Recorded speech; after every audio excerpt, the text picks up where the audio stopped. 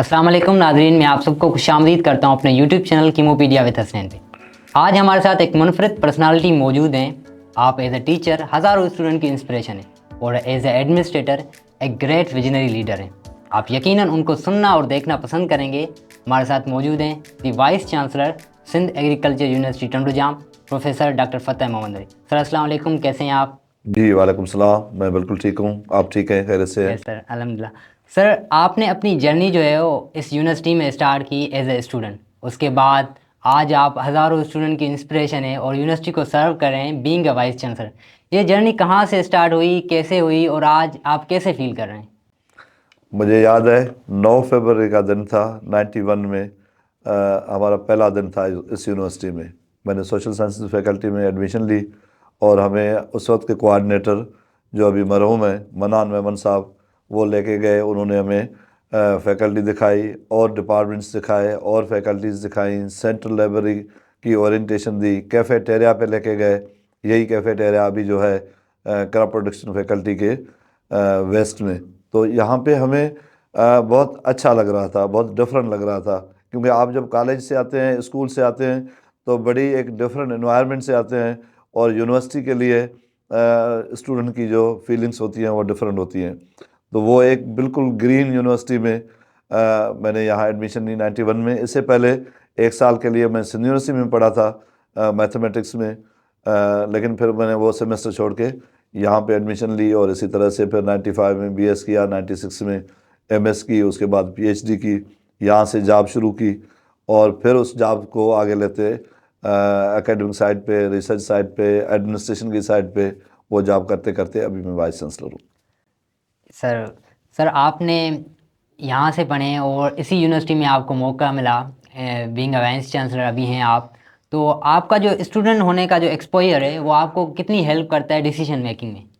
मेरा ख्याल है स्टूडेंट उस वक्त हम काफ़ी एक्टिव होते थे, जिसी तरह अभी भी स्टूडेंट एक्टिव होंगे। तो हम अपने क्लास में एक्टिव होते थे, यूनिवर्सिटी में एक्टिव होते थे और इसी तरह से हम और यूनिवर्सिटियों में भी दोस्तों से मिलना, न फ़कत पाकिस्तान में और सिंध में, पर पाकिस्तान की और यूनिवर्सिटियों में जो एग्रीकल्चर यूनिवर्सिटियाँ हैं, फैसलाबाद, पेशावर और बलूचिस्तान, हम वहाँ पे भी उस दौर में जाते रहे। तो एक तो वो उसी वजह से हमारा काफ़ी एक्सपोजर था।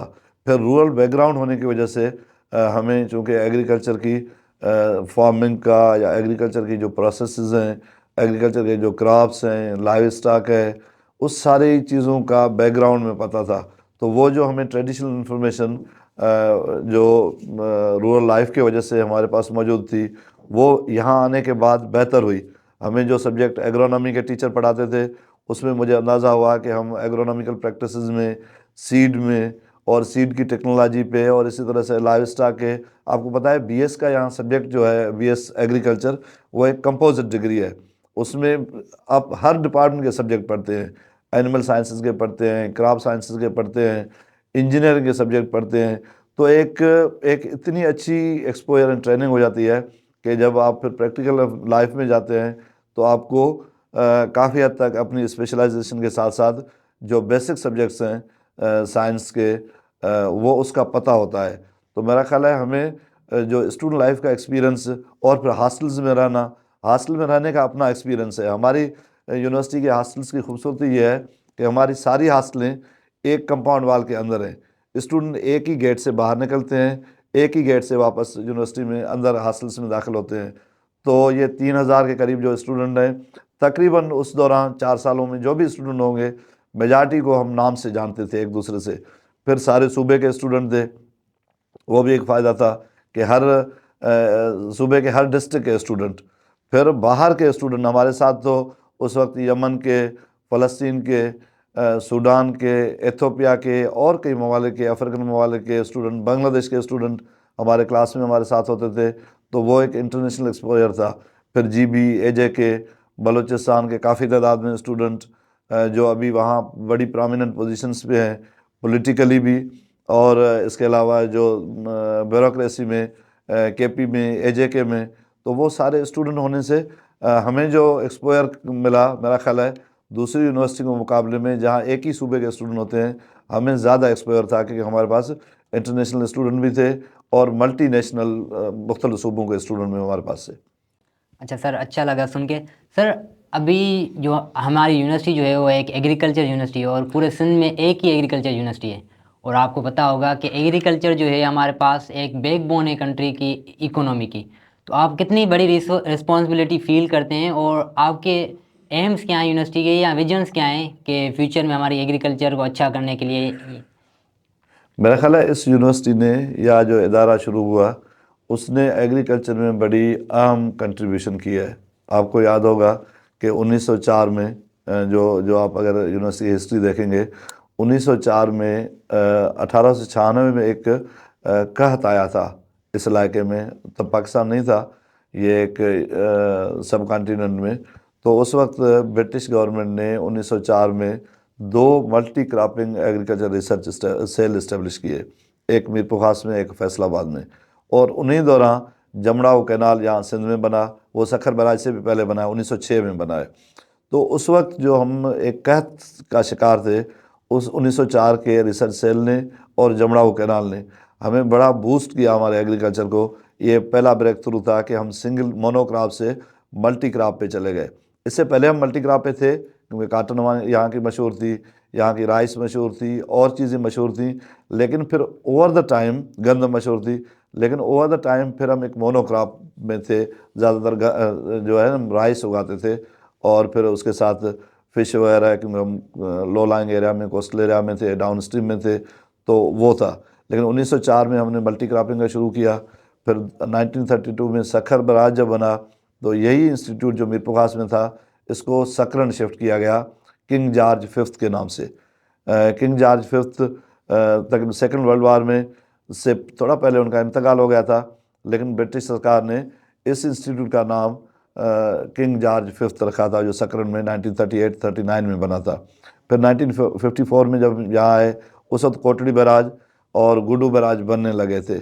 تو اس میں یہ اس یونیورسٹی کا کنٹریبیوشن ہے. یہ جو ایگریکلچر کی ساری ہسٹری ہے، آپ دیکھیں ایگریکلچر کی ترقی یا ایگریکلچر کا بہتر ہونا اس یونیورسٹی کی سارے پروگریس کے ساتھ ایک طرح سے جڑی ہوئی ہے. اور اس کے ساتھ ساتھ پھر آپ اگر دوسری طریقے سے دیکھیں، 1972 میں اس پاکستان کی پاپولیشن کوئی 70 ملین کے قریب ہوگی، لیکن اس وقت ہم گندم بھی راشن پہ لیتے تھے، شوگر بھی راشن پہ لیتے تھے. حالانکہ یہ سارے بیراج بھی بن چکے تھے، میجارٹی میں ڈیمز بن چکی تھی، زمین بھی زیادہ تھی ہمارے پاس، زرخیز تھی، لیکن کراپ کی ییلڈ اتنی زیادہ نہیں تھی. اس کے بعد ہی ہم نے کراپ ییلڈس میں اتنی امپرومنٹ کی ہے کہ آج 230 ملین کا ملک گندم میں سرپلس ہے، شوگر میں بھی سرپلس ہے، اور رائس ہم بہت زیادہ ایکسپورٹ کرتے ہیں، کاٹن، ملک اور ساری چیزوں میں. تو ایک طرح سے اس یونیورسٹی نے بہت زیادہ کنٹریبیوٹ کیا ہے. ابھی بھی ہمیں یہ امید ہے کہ ایگریکلچر سیکٹر زیادہ گرو کر سکتا ہے، اور یہ اس ملک کی غربت کو کم کر سکتا ہے، اس ملک میں جو بے روزگاری ہے اس کو کم کر سکتا ہے، میل نیوٹریشن کو کم کر سکتا ہے. ایگریکلچر سیکٹر کو اس لیے ہمیں زیادہ اہمیت دینی ہوگی. اور ہمارے جو بھی یونیورسٹی کے اسٹوڈنٹ ہیں، ریسرچرز ہیں، اس پہ زیادہ ذمہ داری ہے کہ ہم جو ہمارے ملک کو چیلنج ہے فوڈ سیکیورٹی کا، یا اکنامک گروتھ کا، یا انکلوزیو اکنامک گروتھ کا، یا شیئرڈ پراسپیرٹی کا، اس پہ ہم زیادہ اچھے طریقے سے محنت کر کے کام کریں. اور مجھے کبھی امید ہے نوجوانوں میں ٹیلنٹ ہے، ہمارے ٹیچرز میں ٹیلنٹ ہے، ہمارے ریسرچرز میں ٹیلنٹ ہے. اوورآل جو ایگریکلچر ریسرچ کمیونٹی پاکستان کی ہے اور دوسرے صوبوں میں بھی، ان میں یہ ساری اتنی طاقت اور اتنی کیپیسٹی موجود ہے کہ ملک میں جو فیوچر میں آنے والا فوڈ سیکیورٹی کا چیلنج ہے اس کو ایڈریس کر سکیں، اور غربت کا چیلنج ہے اس کو ایڈریس کر سکیں. تو ہم نے اس پہ آپ دیکھیں گے کہ یونیورسٹی نے seed improvement programme, animal breed improvement programme, اسی طرح سے کئی ویلیو ایڈیشن، اور پھر supply chain management, agriculture financing, arid agriculture, peri urban agriculture, اس پہ ہم نے زیادہ فوکس کیا ہے. انشاءاللہ تعالیٰ اس کے نتیجے تو ایک دن میں نہیں آتے، ایگریکلچر ریسرچ کے نتائج 2-4 سال، 5 سال، 10 سال میں آتے ہیں. لیکن جس ٹریک پہ ابھی ہم ہیں، تو ہمیں کبھی امید ہے کہ کچھ سالوں کے بعد اس کے بہت اچھے نتائج آئیں گے، اور اس ملک کو، اس صوبے کو، لوگوں کو، عام لوگوں کو، ہمارے جو ہیں ٹیننٹس ہیں، جو حاری ہیں ہم سندھی میں جس کو کہتے ہیں، ان کو بہت زیادہ فائدہ ہوگا اس سے. اچھا سر، آپ کا ایگریکلچر سیکٹر کے ساتھ بہت سالوں سے جو ہے وہ آپ کا ناتا ہے اور آپ نے چیزوں کو اچھے نمونے سے آبزرو کیا ہے. تو عموماً بچے جو یونیورسٹی میں آتے ہیں ان کے ذہن میں کنفیوژن ہوتی ہے کہ وہ ڈاکٹر بنے, انجینئر بنے یا کسی اور فیلڈ کی طرف جائیں. تو اگر کوئی بچہ ایگریکلچر یونیورسٹی میں آنا چاہتا ہے تو وہ کون سی چیزوں کو دیکھے؟ اگر وہ ایگریکلچر یونیورسٹی میں آتا ہے تو اس کو کیا فائدہ ہوگا, اور جاب ریشو کیا ہے یونیورسٹی کا؟ ایک تو دیکھیں ملک کا جو بھی نوجوان جس بھی سیکٹر میں جائے تعلیم حاصل کرنے کے لیے, وہ میرا خیال ہے وہ اچھا کام کرتا ہے. میڈیکل کا ڈاکٹر بن جائے اچھا کام کرے گا, کیونکہ ملک میں ڈاکٹروں کی ضرورت ہے. انجینئر بننا چاہتا ہے, ایز این انجینئر ملک کو انجینئرس کی ضرورت ہے, ٹیکنالوجسٹ کی ضرورت ہے, ہر چیز کی ضرورت ہے. تو کوئی بھی تعلیم کسی سے کم درجہ نہیں ہوتی, کسی سے بہتر درجہ نہیں ہوتی. تعلیم ایک طرح سے اس کی ہر فیلڈ میں اہمیت ہے. ہمیں آرٹسٹ بھی چاہیے, ہمیں سائنٹسٹ بھی چاہیے, ہمیں ٹیکنالوجسٹ بھی چاہیے, ہمیں انجینئر بھی چاہیے, ہمیں میڈیکل پروفیشنل بھی چاہیے. ہماری یونیورسٹی میں ایگریکلچر میں جو بچے آتے ہیں زیادہ تر ان کا تعلق رورل ایریاز سے ہوتا ہے. وہ تو رورل بیک گراؤنڈ سے آتے ہیں, ہمبل بیک گراؤنڈ سے آتے ہیں. وہ بچے یہاں آ کے ان کی لائف میں بھی چینج آتی ہے ایجوکیشن کی وجہ سے. پھر ان کی فیملیز جو ہیں وہ بھی ان کی لائیولیہڈ جو ہے یا ان کا لائف اسٹائل ہے, ان کی لیونگ ہے, وہ بہتر ہو جاتی ہے. تو ایک تو ہمارے پاس جو بھی بچے ایگریکلچر میں آتے ہیں اس کو ضرور فائدہ ہوتا ہے. میری ایک آبزرویشن ہے اور میں نے نوٹ کیا ہے کہ ایگریکلچر کے گریجویٹ آپ کو کم بے روزگار ملیں گے. تو اس میں لگتا ہے کہ ایگریکلچر میں روزگار کے مواقع زیادہ ہیں, اور یہی سبب ہے آپ دیکھیں گے کہ اس سال جو دوسری یونیورسٹیوں میں ایڈمیشن ایک سے زیادہ بار ایڈورٹائز کرنی پڑی کیونکہ انرولمنٹ کی ریشو کم تھا, لیکن ہمارے پاس جتنی ہماری سیٹس ہیں اس سے ڈبل سے زیادہ اسٹوڈنٹس اپلائی کرتے ہیں. تو ہمارے پاس اسٹوڈنٹ کا انٹرسٹ آپ دیکھیں گے تو بہت زیادہ ہے. اس کا سبب یہ ہے, ایک تو ہم نے نئے ڈگری پروگرام شروع کیے ہیں, اس میں انٹرسٹ ہے لوگوں کا, لیکن مینلی سبب یہ ہے کہ لوگوں کو پتہ ہے کہ ایگریکلچر اکانومی کا مین سیکٹر ہے اور یہاں جانے سے ملک کی بھی خدمت ہوگی, لیکن روزگار کے یا سیلف امپلائمنٹ کے مواقع زیادہ ہیں. اچھا سر. سر ابھی آپ وائس چانسلر ہیں یونیورسٹی کے. اچھا آپ سر جب اسٹوڈنٹ تھے تو کیا کبھی آپ نے سوچا تھا کہ ایک دن میں وائس چانسلر بنوں گا, یا کوئی وائس چانسلر ایسا جس کو دیکھ کے آپ کو لگا ہو کہ میں بھی ایک دن ایسا بننا چاہوں گا؟ تو کوئی ایسی بات ہو تو پلیز شیئر کریں ہمارے ساتھ. میرا خیال ہے وائس چانسلر سارے ہمیں امپریس کرتے تھے. ڈاکٹر رجب میمن صاحب میرے ٹیچر بھی تھے, یہاں کے وائس چانسلر رہے اور بہت کمپیٹنٹ اور بہت اچھا بندہ. اس کے ساتھ ساتھ پھر مغل صاحب تھے, چانڈیو صاحب تھے, شیخ صاحب تھے, یا جو بھی وائس چانسلر رہے ہیں یہاں کے, وہ سب اسٹوڈنٹ کو انسپائر کرتے ہیں. جب آپ پڑھتے ہیں تو آپ کو پیرنٹ کے بعد اپنا ٹیچر ہی انسپائر کرتا ہے, اور اسی طرح سے وائس چانسلر کرتا ہے. ہمیں بھی انسپائر کرتے تھے وائس چانسلرس. اسٹوڈنٹ لائف میں تو میرے ذہن میں بالکل بھی نہیں تھا کہ مجھے آگے چل کے وائس چانسلر بننا ہے, لیکن جب میں نے پریکٹیکل لائف شروع کی اور پروفیشنل لائف میں آیا تو مجھے انیشل ایئرس تو چھوڑ کے, لیکن 8-10 سال کے بعد یہ کلیئرلی اندازہ تھا کہ کسی نہ کسی موقع پہ وائس چانسلر بھی بن سکتا ہوں یا اس طرح کی سینئر پوزیشنز پہ جا سکتا ہوں. کیونکہ جس طرح سے میرا کیریئر پروگریس کر رہا تھا اس میں مجھے یہ تھا کہ میں نے جتنی بھی لائف میں انٹرویو دیے ہیں آج تک کسی انٹرویو میں مجھے نو نہیں ہوا. تو یہ میرا لک ہے کہ میں جہاں بھی اپیئر ہوتا تھا تو اس میں جاب مل جاتی تھی. میں زیادہ مرتبہ اپیئر نہیں ہوا ہوں, لیکن میں جب یونیورسٹی سے گریجویٹ کیا تو انٹرنیشنل واٹر مینجمنٹ انسٹیٹیوٹ ایک تھا, اس میں ہمارے آفس میں ایک سرکولر آیا, میں نے وہ دیکھا جا کے اپیئر ہوا, اس میں سلیکٹ ہو گیا. پھر یونیورسٹی میں لیکچرشپ کی جاب آئی, اس میں اپیئر ہوا, اس میں سلیکٹ ہو گیا. پھر ایکشن ایڈ ایک انٹرنیشنل ایڈ ایجنسی ہے, اس کی ریجنل ہیڈ کی پوزیشن سندھ بلوچستان کے لیے آئی. میرا بالکل اس طرح کا بیک گراؤنڈ نہیں تھا, لیکن اس میں اپیئر ہوا, سلیکٹ ہو گیا. پھر میں سندھ گورنمنٹ میں گیا 2 مرتبہ, وہاں دونوں مرتبہ میں سلیکٹ ہوا. پھر میں نے ہائر ایجوکیشن کمیشن میں 1 مرتبہ پہلے اپلائی کیا تھا ایڈوائزر کی پوزیشن پہ, میں سلیکٹ ہو گیا, انہوں نے مجھے آفر کی, میں نے جوائن نہیں کیا. اس کے بعد ہائر ایجوکیشن کمیشن میں گیا, پھر لیاری یونیورسٹی میں اپیئر ہوا, وہاں پہ سلیکٹ ہو گیا, اور پھر وہاں پہ میں نے جوائن نہیں کیا, یہاں پہ آیا. تو میری کیریئر اس طرح کا ہے کہ جہاں پہ بھی میں نے جاب کے لیے خواہش کی ہے تو مجھے اللہ سے نے مدد کیا, اور وہ میں وہاں اس پوزیشن پہ گیا ہوں. تو ایک طرح سے آپ کو اندازہ ہو جاتا ہے کہ آپ کہاں جا سکتے ہیں. اچھا سر، آپ کے ابھی ہزاروں اسٹوڈنٹ جو ہے وہ انسپائر ہوتے ہیں آپ سے اور آپ کو اپنا آئیڈیل مانتے ہیں، تو آپ ان کو کیا سجیشن دینا چاہیں گے کہ مطلب وہ کن کن چیزوں پہ فوکس کریں یا کون کون سی چیزیں فالو کریں کہ وہ آپ کی طرح بن سکتے ہیں؟ میں نے آپ کو بتایا ڈاکٹر رجب صاحب ہمارے ٹیچر تھے، تو وہ ایک لیڈرشپ کی ڈیفینیشن بتاتے تھے کہ لیڈرشپ وہ ہے جو آپ وہ رسپانسبلٹی اٹھائیں جس سے آپ کسی کلیکٹیو گول کو ایڈریس کر سکیں، مطلب انڈیویجول مفاد میں نہیں لیکن کلیکٹیو مفاد میں کام کریں۔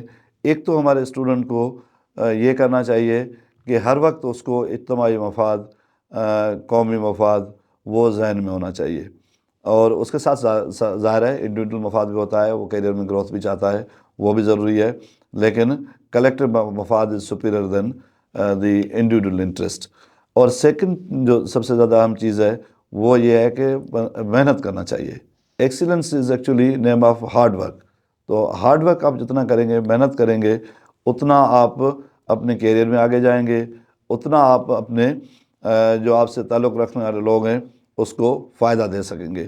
تو ایک محنت کرنی چاہیے، پھر ایمانداری سے محنت کرنی چاہیے، وہ کمٹمنٹ ہونی چاہیے، تو اس کے تھرو آپ آگے جاتے ہیں۔ آج کل اسٹوڈنٹ کو جو ایمرجنگ ڈسپلنس ہیں جس میں آپ سمجھیں ایک تو سبجیکٹ وہ پڑھتے ہیں اس کی نالج، پھر اس کی پریکٹیکل نالج کہ اس کو اپلائی کر سکیں، پھر اس کی پروفیشنل نالج، پھر لائف اسکلز، اور ایمرجنگ ٹیکنالوجیز میں کمپیوٹر ہے، آئی ٹی ہے، اس میں یا ماڈرن جو علوم ہیں اس میں اپنے آپ کو زیادہ توجہ دینی چاہیے، اور یہی سال ہیں جس میں آپ ٹائم دے سکتے ہیں۔ پریکٹیکل لائف میں پھر اتنا ٹائم نہیں ملتا، تو یہ ٹائم ہے جہاں پہ آپ کے پاس لائبریریز موجود ہیں، آپ کے پاس لیبارٹریز موجود ہیں، آپ کے پاس کوالیفائڈ ٹیچرز موجود ہیں، ان سے جتنا ہو سکے اتنا سیکھیں تاکہ وہ اپنے کیریئر میں اپنے خود کے لیے، اپنے فیملیز کے لیے اور اوور آل سوسائٹی کے لیے بہتر کام کر سکیں۔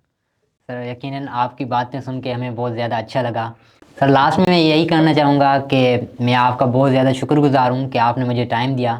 ایز اے اسٹوڈنٹ میری یہ ڈریم تھا کہ میں وائس چانسلر کا جو ہے وہ انٹرویو لوں، اور آپ میرے لیے ایک انسپریشن ہیں، تو میں آپ کا بہت زیادہ شکر گزار ہوں۔ Thank you very much sir.